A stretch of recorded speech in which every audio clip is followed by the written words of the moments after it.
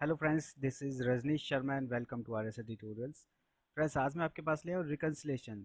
Reconciliation कैसे करनी है एक्सेल में, वो मैं आपको आज सिखाने वाला हूँ। जब भी कोई अकाउंट्स में बैलेंस शीट बनाने जाता है या कोई दो खातों को मैच करता है, पार्टी के लेजर हो गए या वेंडर के लेजर हो गए या अपनी कोई ब्रांच होगी, दूसरी ब्रांच के लेजर्स के साथ अपने लेजर को मैच करना है, तो उसमें कभी कभार बहुत ही दिक्कत आती है क्योंकि ट्रांजेक्शन्स कभी कभार 5 6 10 पेज तक की हो सकती हैं पूरे साल में। तो उनको मैच करने के लिए 2 3 दिन तक भी आपको लग सकते हैं। तो किस तरीके से दो पार्टी के लेजर को मैच किया जाए परफेक्शंस के थ्रू वो काम कर सके, क्योंकि मैनुअली करेंगे तो आप बहुत ही ज़्यादा एरर्स आ सकते हैं। कोई एंट्री आप छोड़ सकते हैं चेक करने में, या कोई एंट्री डबल डबल आपने चेक कर ली, तो टोटल जब आप करेंगे पता चला मैच नहीं होता, आपकी सारी वर्किंग वेस्ट हो जाती है। तो पॉइंट्स वाइज मैं आपको एक्सप्लेन करता हूँ। बहुत साइड्स के पार्टी के लेजर और आपके लेजर के अमाउंट्स को राउंड ऑफ कर देना है। बिफोर अप्लाइंग दीज फॉर्मूलाज आपको दोनों तरफ के अमाउंट्स को राउंड ऑफ करना है। वो मैं आपको आगे बताऊंगा कि ये कहाँ प्रॉब्लम कर सकता है। Simple reco by conditional formatting. Conditional formatting से आप क्या कर सकते हैं, दो कॉलम्स को सेलेक्ट कर देंगे और उसके अंदर जो डिफरेंसेस है वो आपको ऑटोमेटिकली वो कलर्ड कर देगा। थर्ड है आप रिको बाय काउंटी formula in case of common values like 1 lakh 2 lakh. इसका मतलब है कि मान लीजिए दोनों कॉलम में आपके पास क्या होता है, मान लीजिए एक कॉलम में 2 लाख की एंट्री आपकी 4 बार आ रही है, दूसरे कॉलम में 2 लाख की एंट्री आपके पास 2 बार आ रही है। ध्यान दीजिएगा फ्रेंड्स, एक कॉलम में 2 लाख की एंट्री 4 बार है, दूसरे कॉलम में 2 लाख की एंट्री सिर्फ 2 बार आएगी। तो वो क्या करेगा, आपको मिसमैच शो नहीं करेगा कंडीशन फॉर्मेट में, बिकॉज वो उसने मैच कर दिया वैल्यूज को। 2 लाख से 2 लाख मैच हो गया। उस केस में आपके पास ये काउंट इफ का फॉर्मूला यूजफुल है। आप अपनी सारी वैल्यूज़ में दोनों तरफ काउंट इफ के फॉर्मूलेस को अप्लाई कर दीजिए। उसके बाद क्या होगा, मान लीजिए एक कॉलम में काउंट इफ से आपका बता देगा कि ये वैल्यू आपकी 4 बार है इस कॉलम में। सेकंड साइड भी आपको वो बता देगा कि ये वैल्यू 3 टाइम्स है एक इस कॉलम में। देन आप उन दोनों के वीलुकअप के थ्रू डिफरेंसेस फाइंड आउट कर सकते हैं। फोर्थ नंबर पर आता है फ्रेंड्स रिको बाय शॉर्टिंग बोथ साइड्स। रिको बाय शॉर्टिंग में क्या होता है, आप चार कॉलम्स को, चार मीन्स एक पार्टी के दो कॉलम डेबिट एंड क्रेडिट, दूसरी पार्टी के दो कॉलम डेबिट एंड क्रेडिट, चारों कॉलम को कहीं अलग या उसी में, मैं प्रेफरेंस देता हूँ अलग से आपको वर्किंग करने के लिए, बिकॉज मेन शीट में कोई काम नहीं करना चाहिए। जब आप उसको शॉर्टिंग कर लोगे ज़्यादा से कम में, उसके बाद इजीली उसको मैच कर सकते हैं वैल्यूज़ को। आइए देखते हैं फ्रेंड्स वन बाय वन कैसे करना है।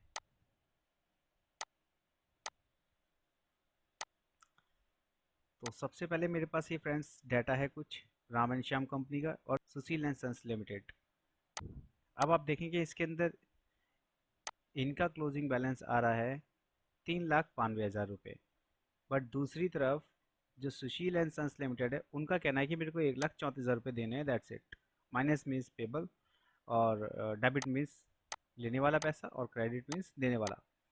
डिफरेंस आ गया 2,57,000 का। अब क्या करना है आपको, या तो आप एक एक एंट्री को मैच कीजिए, जो कि कर सकते हैं क्योंकि आपको सामने से 4 5 एंट्रीज दिख रही है। बट ये कभी कभार बहुत ही ज़्यादा लंबे लेजर, 2 2 पेज के लेजर होते हैं, और उसमें आप चेक करते करते भी कभी कभी कोई एंट्री छोड़ देते हैं, तो लास्ट में आपकी रिकॉर्ड नहीं बनती है। हम कितनी बार कर चुके हैं, ये अकाउंट्स वाले बहुत अच्छे से जानते हैं। तो इसके लिए क्या फ्रेंड्स है, बहुत सिंपल है। आप क्या करेंगे, डेबिट को क्रेडिट से मैच करना है, इस साइड के क्रेडिट को डेबिट से मैच करना है। ये दोनों रेंज सेलेक्ट करनी है, कंडीशनल फॉर्मेटिंग में जाना है और यहाँ पर डुप्लीकेट वैल्यूज़ फाइंड आउट करनी है। अब हमें करना है क्या, हमें डुप्लीकेट तो पता करनी नहीं है भाई, यहाँ पर 9,770 यहाँ पर भी, तो उसका क्या करना है, हमें जो यूनिक है, जो मिस मैच हो रही है वो मुझे फाइंड आउट करनी है। तो यहाँ पर आपको यूनिक कर देना है और ओके कर देना है। तो देखिए फ्रेंड्स, ये वो एंट्री हैं जो इन्होंने यहाँ पर की हैं डेबिट साइड में, बट दूसरी पार्टी ने क्रेडिट नहीं किया उसको। तो ये इजीली आपको कंडीशन फॉर्मेटिंग से मिल जाता है। सेम कंडीशन फॉर्मेटिंग फ्रेंड्स मैंने दूसरे कॉलम में लगा दी है, डेबिट एंड क्रेडिट वाले में येलो कलर से, जिससे आपको दूसरे कॉलम के डिफरेंसेस भी हाईलाइट हो जाएंगे। और मैं उन दोनों हाईलाइटेड एरियाज का, दोनों हाईलाइटेड सेल्स का टोटल अभी कर लेता हूँ, जिससे क्या होगा, दोनों के नेट डिफरेंसेस निकलेंगे।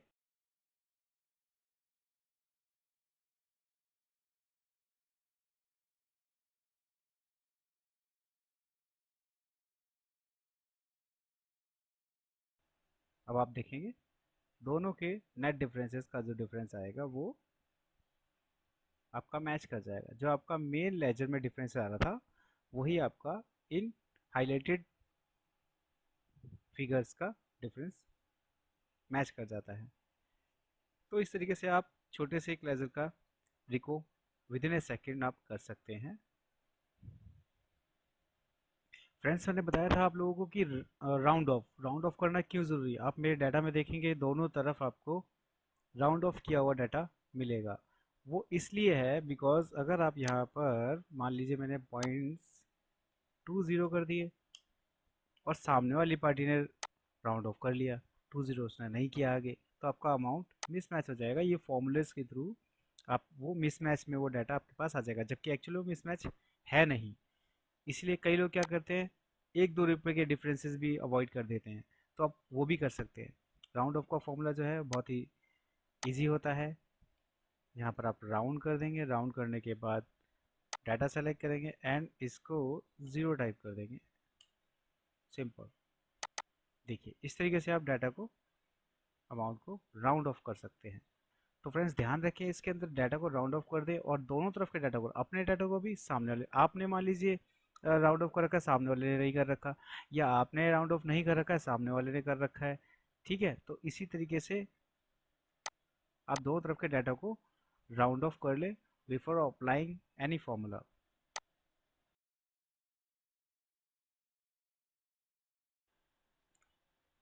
चलिए फ्रेंड्स देखते हैं नई प्रॉब्लम जो हम लोग फेस करते हैं। सपोज कीजिए ये एक बिल अमाउंट है या कोई पेमेंट अमाउंट हो सकती है जो मोर देन वन टाइम है। मैं इसको कॉपी कर देता हूँ और यहाँ पर पेस्ट कर लेता हूँ, बट ये डिफरेंस में नहीं शो कर रहा है। देखिए डिफरेंस से शो नहीं कर रहा बिकॉज इसने मैच कर दिया दोनों तरफ के कॉलम को। अगर मैं इसमें चेंज करता हूँ एक अमाउंट तो देखिए डिफरेंस में आ जाएगा, बिकॉज अब अमाउंट मैच नहीं कर रहा ये वाला, तो ये कंडीशन फॉर्मेटिंग में आ गया है। इसका एक बहुत ही बेटर सॉल्यूशन है। आप क्या करेंगे, काउंट इफ का फॉर्मूला अप्लाई करेंगे, रेंज सेलेक्ट करनी है एंड क्राइटेरिया क्या हमें सर्च करना है उस रेंज में एंटर किया।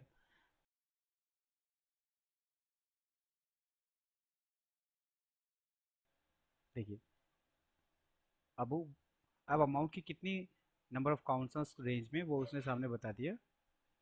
सिमिलरली हमें वो काउंट इफ का फॉर्मूला यहाँ भी अप्लाई करना है, जिस कॉलम में मुझे वैल्यूज़ को मैच कराना है।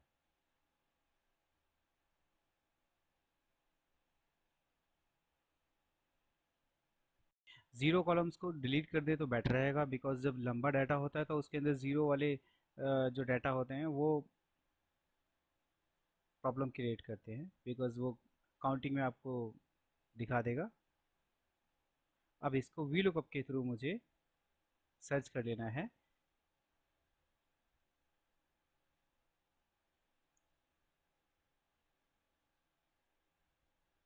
देखिए फ्रेंड्स मेरे पास राम वाले कॉलम में जो वैल्यूज़ हैं डेबिट वैल्यूज़, वो दूसरे क्रेडिट वाले कॉलम में कितनी वैल्यू, कितनी काउंट है उसकी, वो वहाँ पर सामने इजीली आ जाएगा। इस तरीके से आप डिफरेंसेस निकाल सकते हैं।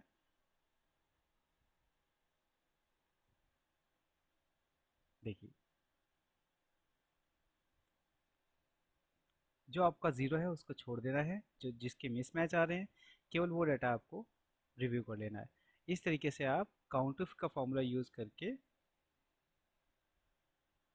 और यूज़फुल कर सकते हैं अपनी रिकैंसिलेशन को।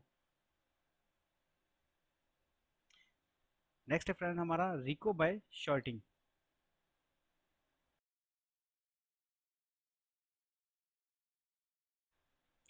इसमें फ्रेंड्स आपको क्या करना है, मैंने दोनों लेजर ले लिए हैं दोनों पार्टी के, और इनके जो रिमार्क्स वाले कॉलम है पर्टिकुलर्स उनको मैंने हाइड कर दिया है। अब आपको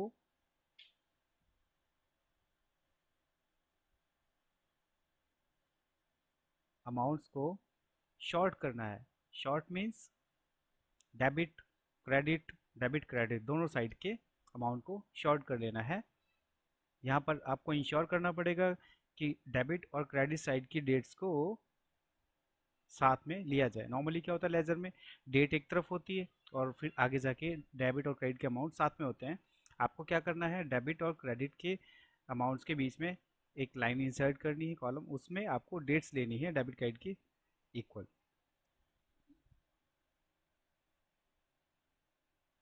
फिर उसके बाद आपको चारों कॉलम में जो वैल्यूज़ हैं आपको उनको शॉर्ट करना है मैक्सिमम टू मिनिमम।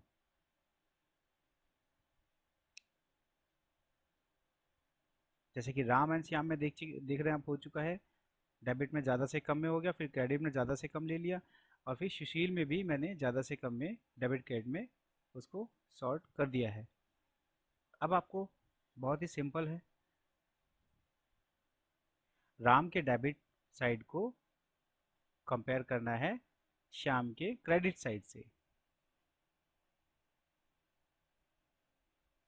सॉरी, ये मैंने लेफ्ट में इसलिए बिकॉज वो डबल क्लिक पे नीचे तक डाटा नहीं कॉपी पेस्ट होता है।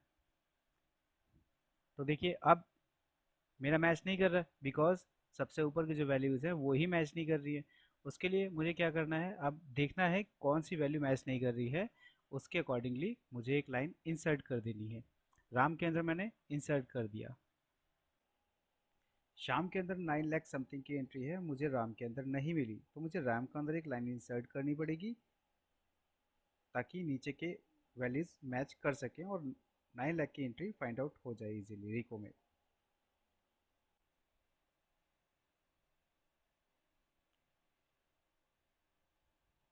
अगेन इसको हम रिपीट कर देंगे। देखिए फ्रेंड्स, और मैं यहाँ पर टाइप भी कर देता हूँ एंट्रीज जो सुशील में क्रेडिट है और राम को डेबिट साइड में नहीं मिली, और राम की डेबिट एंट्रीज है जो सुशील में नहीं मिली मुझे।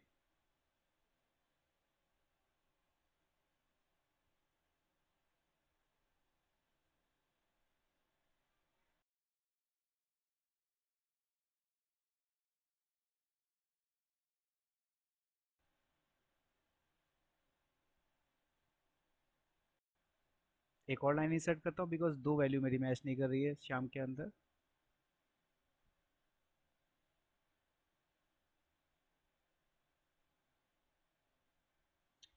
थर्ड नंबर की वैल्यू है वो मेरी मैच नहीं कर रही है, बट वो मुझे राम में मिली है पर शाम के अंदर नहीं मिली क्रेडिट साइड में। तो इसीलिए मैंने दूसरी तरफ उसको इंसर्ट किया और फॉर्मूला को अगेन कॉपी पेस्ट कर दिया है। तो फ्रेंड्स सेम वर्किंग मैंने रिपीट कर दी है दूसरे कॉलम में, जैसे कि मैंने राम के डेबिट और श्याम के क्रेडिट में की थी। अब मैंने राम के क्रेडिट और श्याम के डेबिट के बीच के डिफरेंसेस निकाल दिए और अब उनका मैं टोटल कर देता हूँ। दोनों डिफरेंसेस के आप टोटल करेंगे और उनका नेट डिफरेंस अगर आप देखेंगे तो आप देखेंगे पूरा का पूरा आपका एज इट इज मैच कर जाएगा। देखिए फ्रेंड्स, जो आपका मेन लेजर का डिफरेंसेस था वही आपका इन डिफरेंस के एंट्रीज का अमाउंट आ जाता है। इस तरीके से आप इस प्रोसेस से भी एक बड़ी रिको बना सकते हैं। यहाँ पर फ्रेंड्स मैंने जो ये 23-28 लाख का डिफरेंस अमाउंट टॉप पर लिया था वो इसलिए लिया था ताकि मान लीजिए कोई गलती से एंट्री डिलीट हो जाए तो मुझे फाइंड आउट हो सके और डिफरेंस में चेंजेस आ जाएगा। अब चलिए फ्रेंड्स, मैं डिफरेंस वाले कॉलम में वैल्यूज़ को ग्रेटर देन ज़ीरो करता हूँ। तो देखिए फ्रेंड्स, ये खाली वही एंट्री मुझे दिखा देगा जो श्याम ने क्रेडिट की हुई है बट राम ने डेबिट नहीं की हुई है। और इसको मैं कलर कर देता हूँ। अगर मान लीजिए कोई डिफरेंट रिको शीट आप बनाना चाहते हैं तो इस तरीके से वैल्यूज़ को उठा के आप उधर डाल सकते हैं।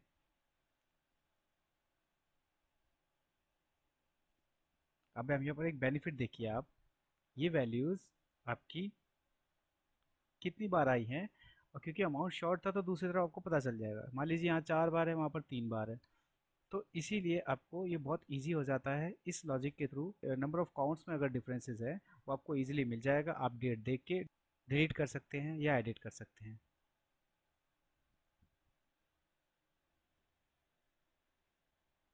इसी तरह फ्रेंड्स आप इसको अगर लेस देन ज़ीरो कर देंगे तो आप देखिए जो एंट्री डेबिट हुई हैं आपकी राम की तरफ से और श्याम सुशील में क्रेडिट नहीं हुई है, वो आपको इजीली फाइंड आउट हो जाएगी। अभी इसको आप कलर कर लीजिए और अपनी मेन रिको शीट में इसको डाल सकते हैं।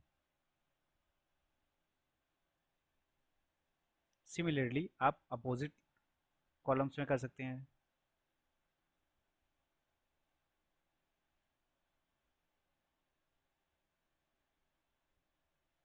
देखिए फ्रेंड्स, जो एंट्रीज सुशील ने आपको डेबिट की है राम को, बट राम के पास नहीं मिली है क्रेडिट साइड में।